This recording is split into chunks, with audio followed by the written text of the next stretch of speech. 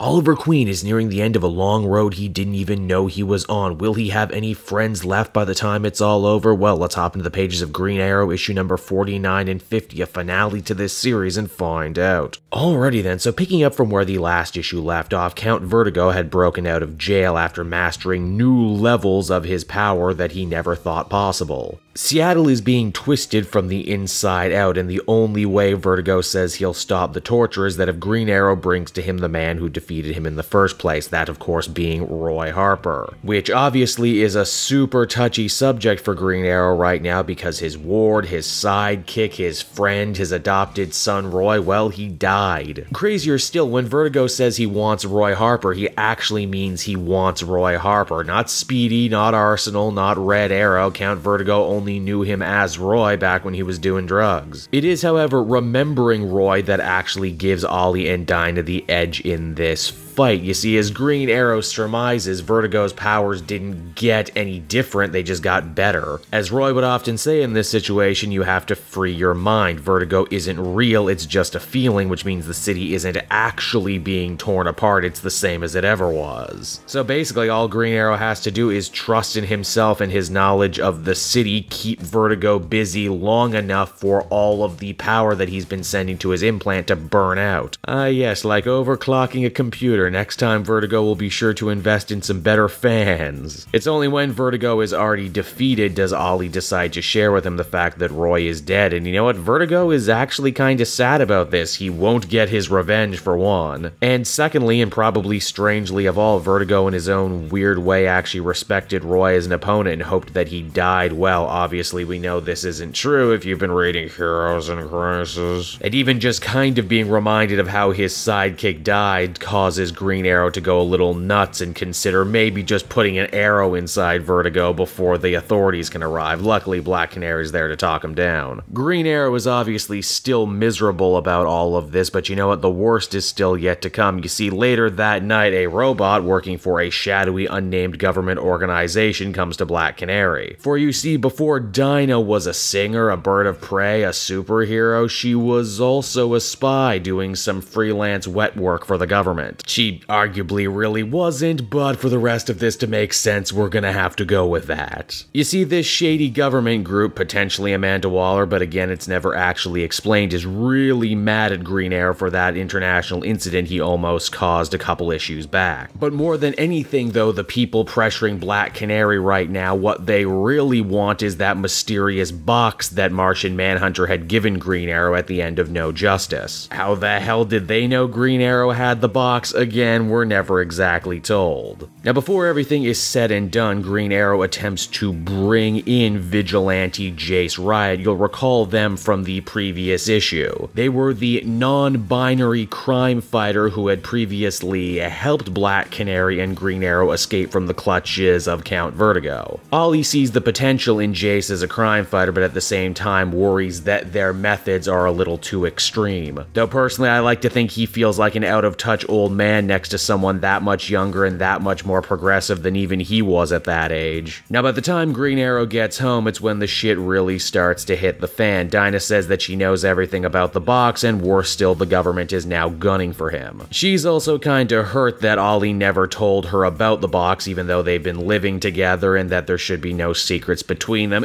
Honestly, they both kinda have a point here. This is also where Black Canary's reasoning kinda falls apart. She wants to protect the man she loves, that's obvious, and the only way to do so is to play ball with the government, but at the same time, no one actually knows what's in the box, only that it's potentially powerful enough to bring down the whole Justice League, and she's just fine handing this over to people A, we don't know, and B, she's totally fine with screwing over the entire superhero community by extension with this action. Obviously, Green Arrow says nerds to this governmental deal, I'd rather die hard than live free. And what follows after this is pretty much one giant dismantling of everything that's been built up over the last 50 issues worth of stories. The house that Ollie and Dinah were living in gets burnt down, army goons blow up his base of operation and all of his tech. The only thing Green Arrow is able to save is actually one of Arsenal's dumb hats that I still can't believe all this time later have come to define him. Why, even in his thrilling attempted escape to try and keep the box away from the powers that be, he even loses the Arrow jet, which he only got in the last arc. But perhaps most painfully of all, at the end of the day, he loses his relationship relationship with Black Canary? Well, yes, well, no, well, kinda, it's complicated. After seeing so much violence, Black Canary has an epiphany and realizes, oh yeah, that's right, I hate oppressive regimes too. Why am I doing this? Boy, was I acting out of character. She uses her canary scream to fight off the army goons and allow Green Arrow enough time to escape, and he will have to escape too. He's not safe in Seattle anymore. Heck, he's not even safe in America anymore. Luckily, Black Canary figured something like this would happen, and because of that, she managed to cut a deal with Jace Ryder to shepherd Ollie out of the country. Jace swears to step up to the plate and help Black Canary defend the city while Green Arrow is away, even if they say that they're going to continue to do things their way, be a hero without a mask, without a code name, that kind of thing. Even though they wear Ultimate Warrior style face paint, and I sincerely doubt that Jace Riot is on their birth certificate. Considering that his life is on fire and things can't possibly get any worse, Ollie decides to, you know what, let's just open this box and see what I risked my life for, and wouldn't you know it, things can get worse cause it's empty. This truckload of salt on several open wounds finally comes to a head, with Ollie basically cursing the heavens and Martian Manhunter if he's listening. Maybe this is the League's last cruel joke on Ollie for always being an outsider, always making the others feel uncomfortable, always wanting to attack the root causes of crime instead of just punching colorful costumed villains. A glorified participation trophy to make him feel better that when the world was in trouble, when Brainiac stole a bunch of the Earth's greatest heroes, they didn't take him. Ollie vows to not let this destroy him, though. He says at the end of the day, Oliver Queen is a true survivor, and if he could make it out the other side of his island experience, he'll make it out the other side of this too. But that his old friends on the Justice League better watch out, because the next time they meet Green Arrow, they might not recognize who they're seeing as the comic ends.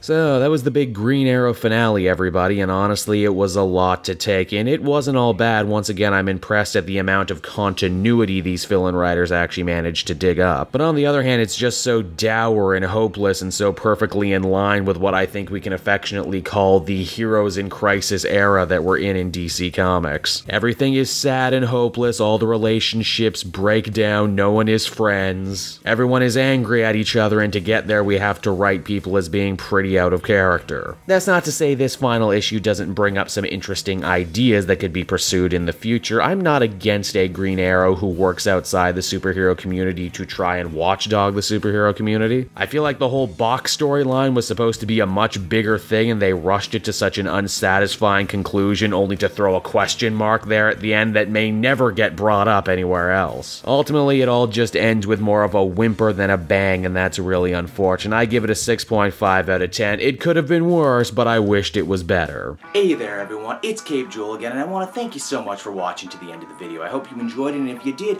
why not check out some of these other videos available from my channel. Then you can follow me on Twitter and Facebook at Cape Joel, so you're always up to speed on what I'm doing next.